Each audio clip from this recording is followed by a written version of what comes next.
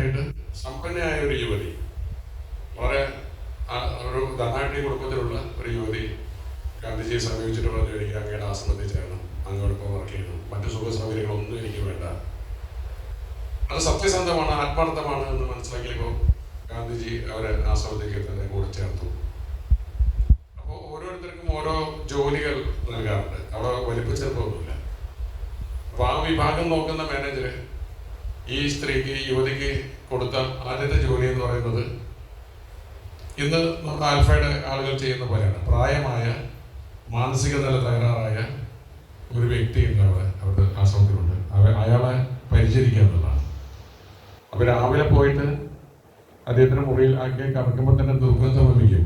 മലമൂത്ര വിസർജനങ്ങളൊക്കെ അവിടെ തന്നെ ചെയ്ത് എല്ലാവരോടും ഭയങ്കരമായി ചീത്ത പറഞ്ഞ അക്രമാസക്തനായ ഒരു വ്യക്തിയാണ്. അയാളെ ആ മുറി മുഴുവൻ ക്ലീൻ ചെയ്ത്, അയാളെ കുളിപ്പിച്ച്, അയാൾക്ക് ഡ്രസ്സുകൾ അണിയിച്ച്, അയാൾക്ക് ഭക്ഷണം കൊടുത്ത് പരിചരിക്കുന്ന ജോലിയാണ് ആ സ്ത്രീക്ക് കിട്ടിയത്.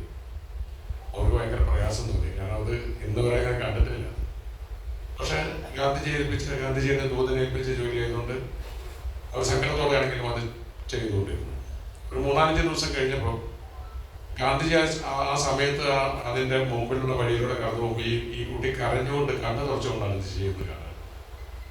അപ്പോൾ അദ്ദേഹം വിളിച്ചു, എന്താണ്? അപ്പോൾ പറഞ്ഞു, ഞാനിങ്ങനെ എല്ലാം പ്രതീക്ഷിച്ചിരുന്നത്, ഇതെന്നെ സംബന്ധിച്ചിടത്തോളം ഭയങ്കര ബുദ്ധിമുട്ടുണ്ടാകും. ഗാന്ധിജി അറിഞ്ഞിട്ടുണ്ടോ എന്നോട് എന്നെ ഏൽപ്പിച്ച ജോലി ഇതാണ്. അപ്പോൾ ഗാന്ധിജി പറഞ്ഞു, സാരമില്ല, ഞാൻ മാനേജരടുത്ത് പറയാം. അവർക്ക് ലൈബ്രറിയിലെ ഒരു താൽക്കാലിക ജോലി കൊടുത്തു. ആ സ്ത്രീ ഹാപ്പിയായി. കാര്യം പുസ്തകങ്ങളുടെയും വാരികകളുടെയും പത്രങ്ങളുടെയും ജോലികളാണ് ഏൽപ്പിച്ചിരിക്കുന്നത്. 3-4 ദിവസം കഴിഞ്ഞപ്പോൾ ഇവർക്ക് തോന്നി, ആരെങ്കിലും ഈ വൃദ്ധനെ പരിചരിക്കുന്ന ജോലി ചെയ്യുന്നുണ്ടാവുമല്ലോ, അത് ആരായിരിക്കാം എന്നറിയാനൊരു കൗതുകം. അപ്പോൾ അവർ പിറ്റേ ദിവസം രാവിലെ വന്ന് നോക്കുമ്പോൾ ആ ജോലി ചെയ്യുന്നത് ഗാന്ധിജി തന്നെയാണ്.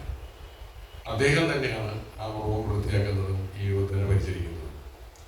അതാണ് ഒരു മാർഗം, അല്ലെങ്കിൽ അതാണ് ഒരു സന്ദേശം.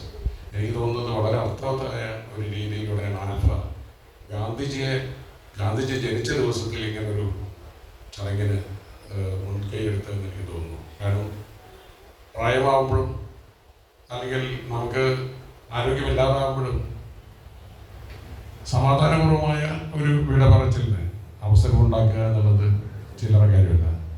ആ നന്മയോടൊപ്പം ചേരാൻ സാധിച്ചതിൽ വലിയ സന്തോഷമുണ്ട്, അഭിമാനമുണ്ട്. എൻ്റെ കൂടെ എന്നെക്കാൾ ഊർജ്ജസ്വലനായിട്ട് നന്ദകുമാറുണ്ടെന്നുള്ളൊരു ശക്തിയാണ് ആൽഫയുടെ കൂടെ എപ്പോഴും ഞാനുണ്ടാവും എന്ന് വീണ്ടും പറഞ്ഞുകൊണ്ട് ഞാൻ എൻ്റെ വാക്കുകൾ അവസാനിപ്പിക്കുന്നു.